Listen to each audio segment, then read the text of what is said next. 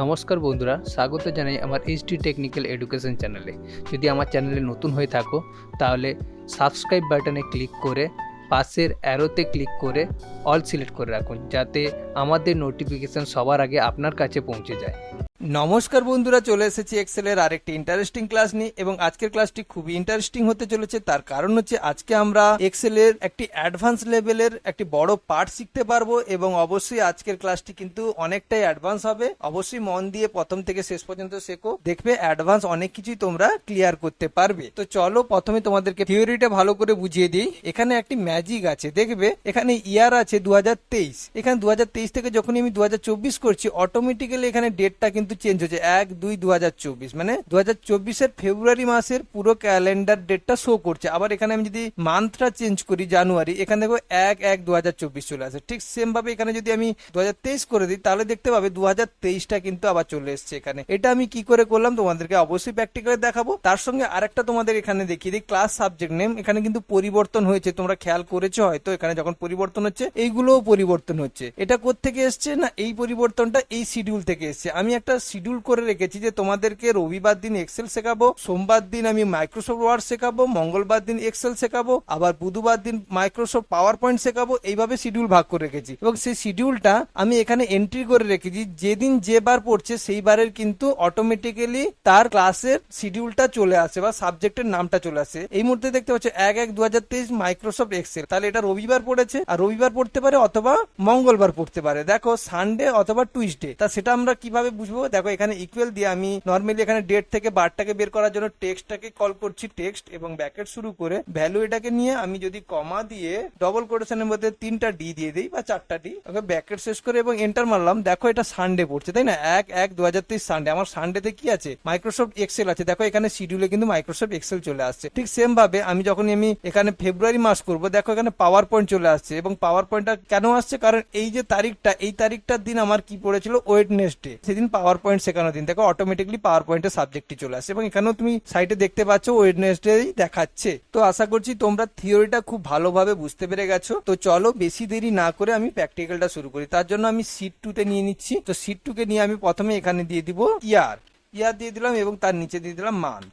ওকে, এবং এটাকে একটু বড় করে দিই, এটাকে সিলেক্ট করে অল বর্ডার দিয়ে দিই, একটু সাইজটা বড় করে দিই। এখান থেকে আমি কিছুটা অংশ, অনেকটা অংশ ডেটাটাকে সিলেক্ট করে একটু বড় করে রাখি, যাতে তোমরা ক্লিয়ারলি বুঝতে পারো।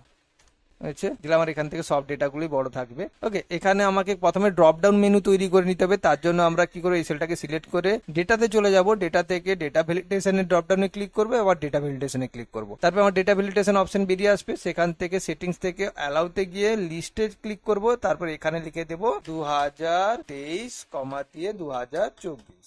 এরপর আমরা ওকে করে দেব। আমার অলরেডি ড্রপ ডাউন মেনু তৈরি হয়ে গেছে, দেখতে পাচ্ছ 2023 এবং 2024। এবার মান্থের জন্য করতে হবে, তাহলে মান্থের সেলটাকে সিলেক্ট করে সেই ডেটা থেকে ডেটা ভ্যালিডেশনে যাব। তার ড্রপ ডাউনে ক্লিক করে ডেটা ভ্যালিডেশনে ক্লিক করব। আবার সেটিংস থেকে অ্যালাউতে গিয়ে জাস্ট লিস্ট করে এখানে আমি কিন্তু লিখে দেবো জানুয়ারি, কমা দিয়ে ফেব্রুয়ারি।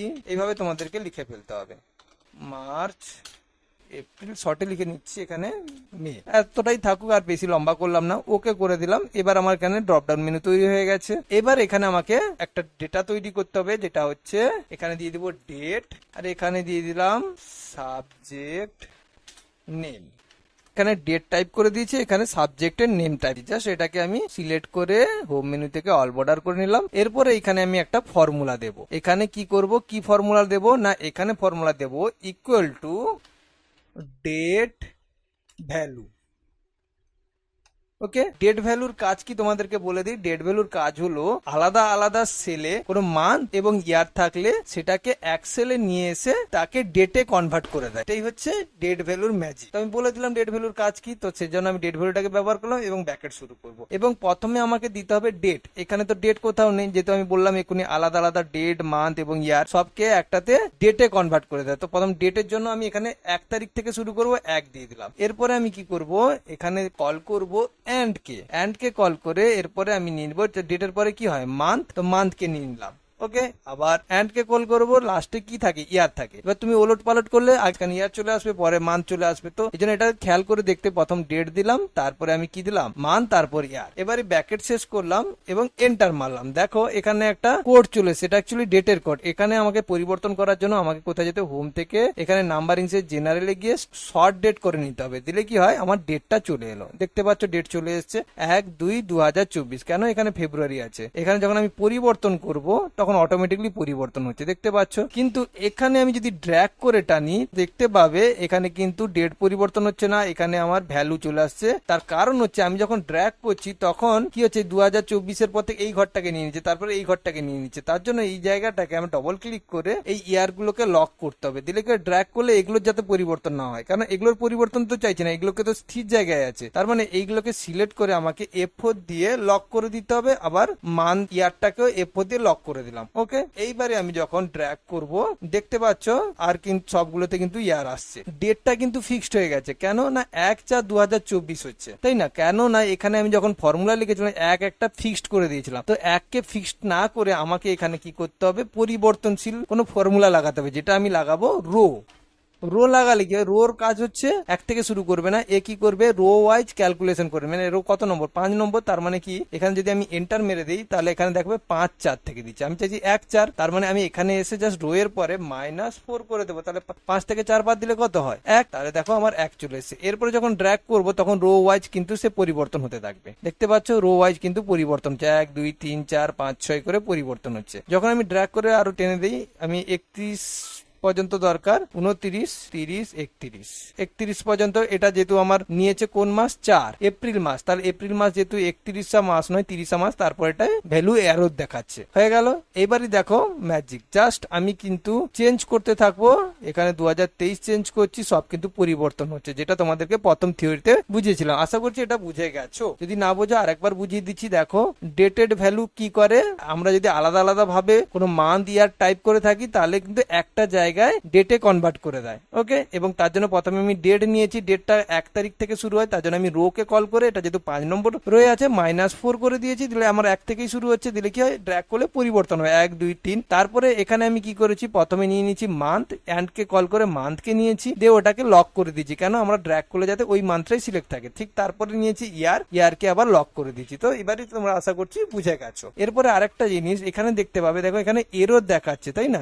ধরো এটা আমি ফেব্রুয়ারি মাস, এটা যেহেতু 28 মাস, তার জন্য বাদ বাকি গুলো এরর দেখাচ্ছে। এরর গুলোকে তুলতে গেলে আমরা এর আগে কি করব, ইফ এরর লাগি, ইফ এরর যে ব্র্যাকেট শুরু করব এবং শেষে চলে এসে কমা দিয়ে ডবল কোটেশনের ভেতরে ব্ল্যাঙ্ক রাখবো না, ডবল কোটেশনের ভেতরে কিছু দেবো না। তার মানেটাই হচ্ছে এখানে যদি কোনো এরর ভ্যালু শো করে তাহলে সেটা ব্ল্যাঙ্ক শো করবে। এবং ব্র্যাকেট শেষ করলাম, এন্টার মারলাম, একই থাকবে। এরপরে যখন আমি ড্র্যাগ করে নিচের দিকে আনবো, দেখো এরর ভ্যালু গুলো শো করছে না। ওকে, এবং এটাকে আমি কি করলাম, অল বর্ডার দিয়ে দিলাম। এই মুহূর্তে কিন্তু এই ঘরগুলো ফাঁকা আছে, কিন্তু এর ভেতরে ফর্মুলা আছে। তুমি এখানে দেখো ক্লিক করেছি, এর ভেতরে ফর্মুলা আছে, তবুও এরর দেখায়নি। কেন, ইফ এররটা লাগিয়ে দিয়েছি। এরপরে আমি যখন পরিবর্তন করব, ধরো জানুয়ারি ফেব্রুয়ারি মার্চ দিয়ে দিলাম। দেখো মার্চে 31 মাস পর্যন্ত নিয়েছে। আবার 2024 যখন পরিবর্তন করছি তখন 2024 চলে আসছে। এটা তোমরা ক্লিয়ারলি বুঝে গেছো। এরপরে আমাকে শিডিউল দরকার, তো আমি শিডিউল এখান থেকে কপি করে নিচ্ছি, আর আমি ডবল টাইপ করলাম না, এখান থেকে কপি করে আমি এখানে বসিয়ে দিচ্ছি। ওকে, পেস্ট করে আমি শিডিউলটাকে পেস্ট করে নিলাম। এবারে কি করতে হবে, এখানে আমাকে ভি লুকআপ চালাতে হবে। তবে ভি লুকআপ তো এখানে আমি ভি লুকআপ চালিয়ে দিলেই হবে। এখানে সানডে মনডে টুইসডে আছে, এ তো এখান থেকে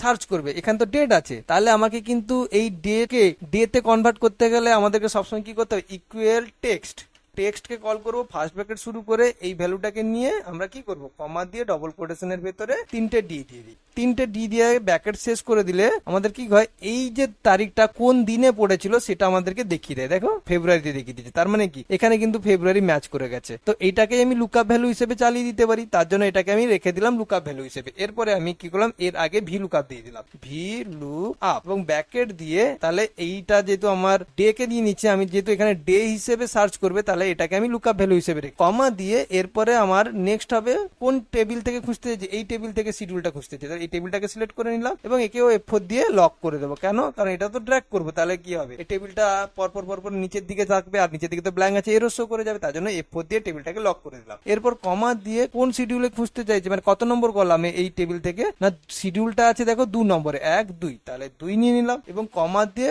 ফলস ভ্যালুকে কল করতে পারো বা 0, তো 0 দিয়ে আমি ফলস ভ্যালুকে কল করলাম, ব্র্যাকেট শেষ করলাম এবং এন্টার মারলাম। দেখো চলে এসছে ম্যাজিকের মতন। এরপর ড্র্যাগ করে টেনে দাও নিচের দিকে, দেখো সবগুলোতেই চলে এসছে। এরপরে জাস্ট এটাকে অল বর্ডার দিয়ে দিলাম। এরপরে দেখো পরিবর্তন, যখনই আমি 2023 করছি অটোমেটিকলি পরিবর্তন হচ্ছে, তাই না? খুব একটি ম্যাজিকের ক্লাস না? তো আজকের ক্লাসে কিন্তু অনেক অ্যাডভান্স লেভেল আছে, তোমরা ভালো করে প্র্যাকটিস করো। আশা করছি আজকের ক্লাসটি খুবই ভালো লেগেছে। যদি ভালো লেগে থাকে তবে অবশ্যই চ্যানেলটি সাবস্ক্রাইব করো এবং আমি চেষ্টা করব তোমাদেরকে এই ধরনের অ্যাডভান্স লেভেলের ক্লাসগুলিকে এইভাবে ক্লিয়ারলি বোঝানোর চেষ্টা করার। আশা করছি আজকের ক্লাসটি ভালো লেগেছে। অসংখ্য ধন্যবাদ। বাই।